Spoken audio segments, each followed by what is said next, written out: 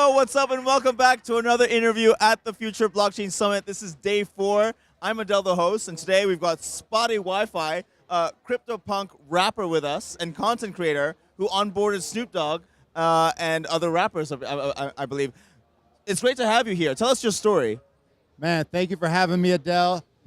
You know, my story is I'm an independent artist, songwriter, rapper.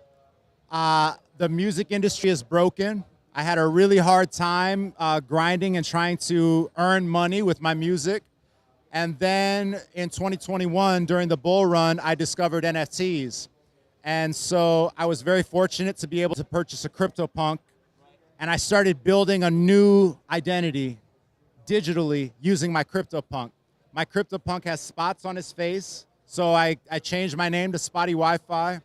I recorded a very nerdy, very niche album called I'm Spottie, about being a CryptoPunk in the metaverse and being the only rapper in the metaverse. And then I packaged that album as an NFT collection.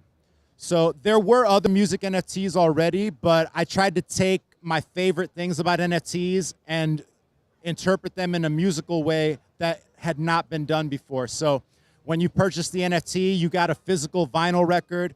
You actually received a copyright license for the music. So if you're a filmmaker or a video game developer, you could put it in your content and then sell it, resell it.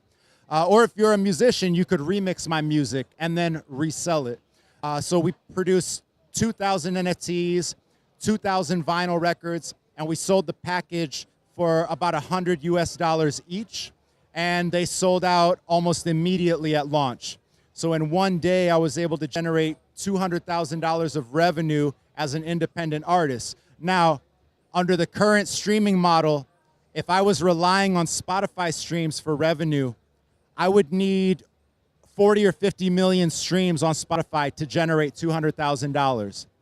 I had almost 0 streams on Spotify at that time. 700 collectors, 700 supporters purchased my NFT and helped me generate that revenue. So overnight, I became a case study for what's called the 1,000 True Fan Theory. And it's the idea that an independent artist does not need millions of fans to earn a living. You need about 1,000 true fans that really support what you're doing.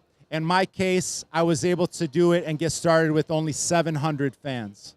Interesting. And this 700 fans, how much did it generate for you revenue-wise? It was over $200,000, well, about $200,000 just on the primary sale. Now at that time, it was still very, very easy to collect and enforce royalties on resales of the NFTs.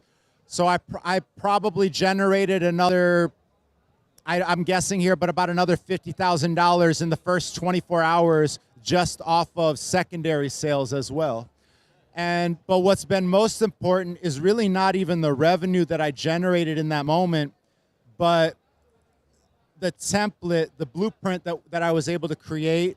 And then by using the money that I generated for PR and for marketing and for social media, I was able to build awareness of my name and my brand beyond the crypto sphere and beyond the NFT world. So that caught the attention of big music labels. It caught the attention of Snoop Dogg and Timbaland and a lot of really legendary artists who they inspired me as a fan, and then somehow I was able to inspire them because they were already interested in cryptocurrency, and all of a sudden they saw news articles being written and published about this independent artist that made this large amount of money with only 700 fans. Snoop Dogg, maybe 6 months later, I was able to help onboard him, and he sold an NFT collection with Gala Music and raised over $40 million because Snoop Dogg has more than 700 fans, you know? Of course. Snoop Dogg's been in the industry way longer as well. But when you say they're using NFTs, are you saying they just buy the NFT as a form of loyal fan base collection, or are the music in the form of NFT? It could be both. It could be either. I think a music NFT to me can be a lot of different things. It could be a song minted on the blockchain. I've even had conversations with people that work at Labs, because I am a Bored Ape Yacht Club member, where we've talked about how the Bored Ape Yacht Club is a music NFT collection. Because what happens at Ape Fest? A concert. You know, it is a music festival, among other things. So I think music NFTs eventually will be not just songs or albums, but also tickets to live events.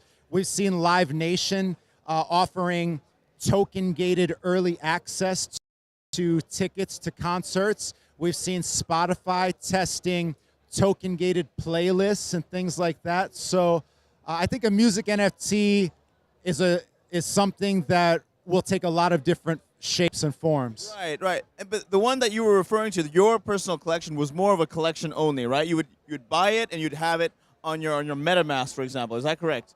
Yeah, you would have it in your wallet. You'd have the token in your wallet. In my case, we made 2,000 NFTs. Now, there were only 7 songs on the album. So what we did was we took those 7 songs and we created remixes of some of them. So when you minted your NFT, your actual artwork in your wallet, it would be a piece of visual artwork with one song. Some of the NFTs were common. You know, there might be 500 copies of this same song and artwork, so you might be one of 500 holders. Some of them were much more rare. Some of them were remixes that did not appear on the vinyl record. They did not appear on Spotify or anywhere else online.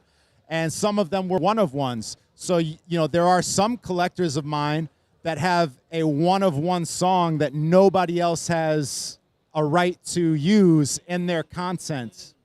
Interesting. Wow. So this was one of the biggest hot topics of, I think, last year and the year before. And NFTs was thriving, booming, especially during the pandemic. There's been a lot of talk and debate about NFTs being dead. I wonder what your take is now. Today, fast forward to today. So today, I don't think NFTs are dead. I do think they're asleep. I think that what really died is not NFTs, but utility. Everybody wants to sell an NFT, but they don't want to offer any utility with it, right? If you look at music, the most popular music NFT platforms, they don't offer any utility. All you're getting is a digital collectible. Correct. Is that what you offered as well back then? No, I love to offer utility. Okay. You know, I love to say, if you bought my NFT, go to my website and get a free vinyl record.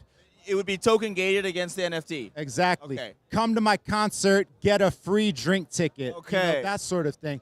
But the problem is that takes work. It takes a lot of work. It's much easier to go to your favorite music NFT platform's website, upload your song, and basically treat it like a digital tip jar. You know, you might as well just go out on the street and play your songs with a bucket open for people to tip you money, because that's really what you're doing. Anybody, by the way, anybody can go online and listen to the music on an NFT. You don't need to hold the NFT in your wallet because it's public, right? You can go on OpenSea and you can listen to these songs, you can listen to these music NFTs. So in my view, the best thing an artist can do is figure out, how do I use the blockchain to deliver more value than an MP3? Remember, people have been conditioned for many years now to believe that all of the music that's ever been recorded in history is worth $10 a month on Spotify. The most beautiful song in the world is worth $1.99 on iTunes. But that's a deception, because guess what? When your favorite brand needs a song for their World Cup commercial or for their Super Bowl commercial, they cannot go on iTunes and buy their favorite song for $1.99 and put it on their World Cup commercial. So obviously, music has more value than $1.99, and I think that's the challenge for every artist, especially if you're working with NFTs. Technically, can't they just play it from a speaker, like on Super Bowl? Just like literally play the song because they purchased it for $1.99? Who's going to stop them? So what would actually happen is the artist or the label can get sued. They can get a cease and desist letter. Have you ever seen or heard about artists saying, hey, Donald Trump, you used our song. Yeah, that's true. You used our song at your rally. You didn't pay us. That's true. lawsuits emerge That from is that. true. That is true. The same thing happens on YouTube. If you take a $1.99 MP3 and you put it on your YouTube video and you upload it to YouTube, That's copyright. that's copyright infringement. The artist, in most cases, does not even need to raise their hand. Now the algorithm is smart enough to listen for Yeah. the MP3. Yeah, So yeah. to me, I think there's a contrast between MP3s and tokens. MP3s, all you can do is listen. But a token, it can give you merchandise, physical merchandise. It could give you exclusive access to virtual events, Zoom calls, live events, concerts, anything that the artist can think of to deliver via a token. Right. It's only limited by their This imagination. is the art and the interjection or the convergence of music and NFTs. We'll have to leave it there. I love your vibe and I love what your insights are here. So I appreciate your time. Thank you so much. I would love to take this to the next level on a podcast one day. So for the audience watching, what's the best way for them to be able to reach out to you or your brand? SpottieWiFi.com, SPOTTIE Wi-Fi. And even though I give Spotify a hard time, I give YouTube a hard time, I'm on all platforms. So you can definitely find my music on Spotify. You can find my music videos on YouTube. And I'm most active on Twitter and Instagram. So give me a follow. Wonderful. Thanks so much for your time, Spottie. Appreciate it. And we'll catch up soon. Thank you. Thank you so much for watching. Hope you found this insightful. We'll leave all the links in the description. So do check them out. And if you're interested in music and NFTs, Spottie WiFi is the person to get in touch with. Thank you again, and we'll see you next time. Cheers. Let's go. Yes, sir.